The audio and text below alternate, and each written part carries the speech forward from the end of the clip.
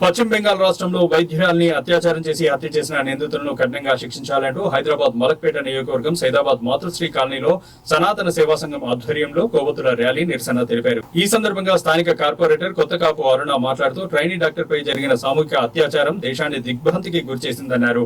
Medical కాలేజీలో అర్ధరాత్రి వరకు డ్యూటీ చేసిన తర్వాత విశ్రాంతి తీసుకోవడానికి వెళ్లిన ఆమె ఉదయం శవంగా కనిపించిందన్నారు. తల్లిదండ్రులు తోటి డాక్టర్లు సమ్మెకు దిగితే కానీ పోస్టుమార్టం చేయలేదని ఆత్మహత్యగా చిత్రీకరించాలని చూశారంటూ మండిపడ్డారు. డాక్టర్ పై అఘాయిత్యానికి పాల్పడిన నిందితులను కఠినంగా శిక్షించాలని డిమాండ్ చేశారు.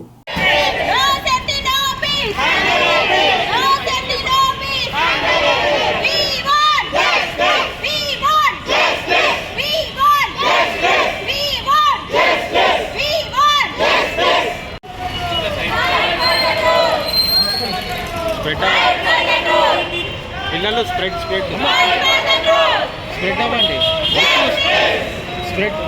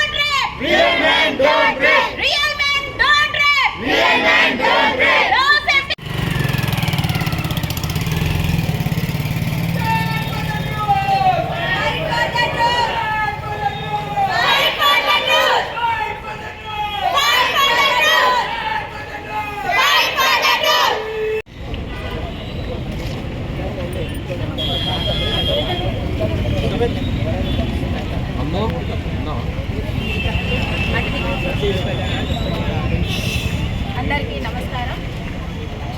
ఈరోజు కొంచెం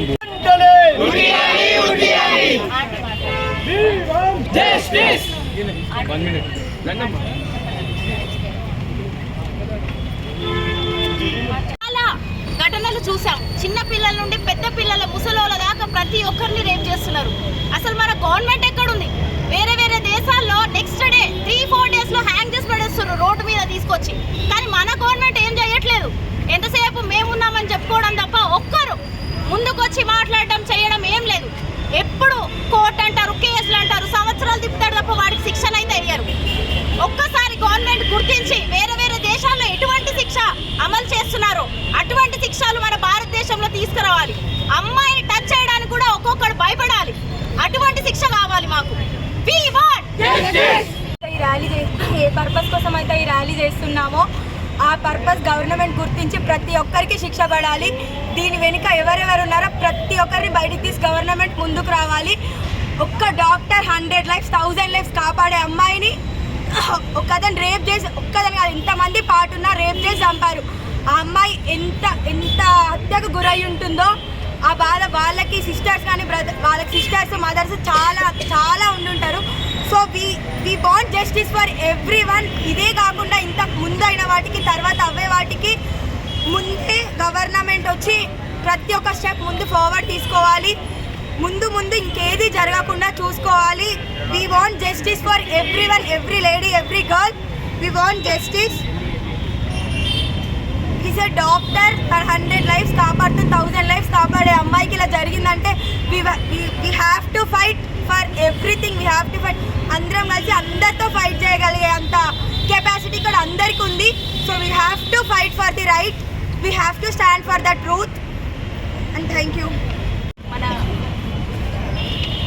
వెస్ట్ బెంగాల్లో మన కలకట్టాలో జరిగినటువంటి ఒక అమ్మాయి ఒక మెడికల్ కాలేజ్లో ఆర్జీ కార్ అనే మెడికల్ కాలేజ్లో పీజీ స్టూడెంట్ ట్రైనీ స్టూడెంట్ పై జరిగిన అఘాయిత్యాన్ని మనము ఏకీభవించకుండా మనము వాళ్ళకి అగైనెస్ట్గా ఆ అమ్మాయిని ప్రొటెస్ట్ చేయాలి అని చెప్పేసి ఒక నినాదంతో ఈరోజు మనమందరం ఒక క్యాండిల్ ర్యాలీ నిర్వహించడం జరిగింది. మనము నిర్భయ కేసులో నిందితులు ఎవరైతే వారికి శిక్ష పడిందో అది మరవకముందే మరొక నిర్భయ లాంటి దానికన్నా దారుణంగా జరిగినటువంటి ఏదైతే ఇప్పుడు జరిగిన అఘాయిత్యం ఉందో చాలా దారుణంగా జరిగింది. అందులో ఒక మెడికల్ స్టూడెంట్కు జరిగింది.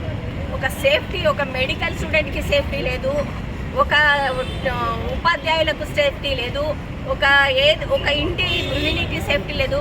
ఈవెన్ ఒక 5 సంవత్సరాల పిల్లలేంటి, ఒక 6 నెలల అమ్మాయి నుంచి 60 ఏళ్ల ముసలామెకు కూడా ఈ రోజులలో సేఫ్టీ అనేది లేదు. ఎక్కడ పోతుంది అసలు దేశం అనేది, ఎక్కడ పోతుంది? ఒకప్పుడు మాతృభూమి అని చెప్పేసి మన భారతదేశాన్ని సంబోధించేవారు. అలాంటి దేశము ఈ రోజులలో ఎక్కడ పోతుంది? ఎక్కడ అసలు పిల్లలు అనేటి వాళ్ళు ఎక్కడ అసలు ఏ దారి చూసుకొని వెళ్తున్నారు? ఇలాంటి అఘాయిత్యాలు ఎందుకు చేస్తున్నారు అంటే వాళ్ళ ఇళ్లలో వాళ్ళకు ఆడపిల్లలు అనేది లేరా? వాళ్ళ తల్లి ఒక ఆడది కాదా? వాళ్ళు చేస్తున్నప్పుడు ఆ టైంలలో వాళ్ళ తల్లి కానీ ఒక చెల్లి కానీ ఎవ్వరు కానీ గుర్తుకు రారా వాళ్ళకు? ఇంత దారుణంగా ఈ మౌమిత అనే అమ్మాయిని ఎంత దారుణంగా హింసించి చంపారు అని అంటే మాటలలో కూడా ఎక్స్ప్రెస్ చేయలేకపోతున్నాము. ఒక మహిళ అయ్యే ఉండి కూడా మేము మాటలలో చెప్పాలి అంటే మాకు ఇట్లా గూస్ బంప్స్ వస్తున్నాయి. అంత దారుణంగా అమ్మాయి ఈవెన్ మాట్లాడాలి, ఈవెన్ ఒక గట్టిగా అరిస్తే చేస్తే కూడా ఆమె థైరాయిడ్ లేయర్స్ కూడా టేర్ అయిపోయినాయి. అంత దారుణంగా ఆమె హింసించి చంపారు. దీనికి వాళ్ళు కక్షపూరితంగా చేశారా లేకపోతే ముందు ప్రీ ప్లాన్ చేసుకొని చేసినట్టుంది. ఇప్పుడు ఏదైతే మన కలకత్తాలో ఈ సంజయ్ని ఎవరైతే అరెస్ట్ చేశారో అది ఒకరే కాదు, అందులో ఉన్నటువంటి ఎవరెవరైతే ఉన్నారో ఎంత పెద్ద హస్తాలున్నా కూడా వాళ్ళందరినీ కూడా వాళ్ళను బయటికి లాగి వాళ్ళందరినీ కూడా శిక్షించాలి అని చెప్పేసి నేను మీడియా తరఫు నుంచి నేను కోరుతున్నాను. రాబో కాలంలో ఆడపిల్లలను కనాలి అంటే ప్రతి ఒక్క తల్లి కూడా చాలా భయపడుతుంది. ఇప్పుడు జరుగుతున్నటువంటి అఘాయిత్యాలు చూడండి.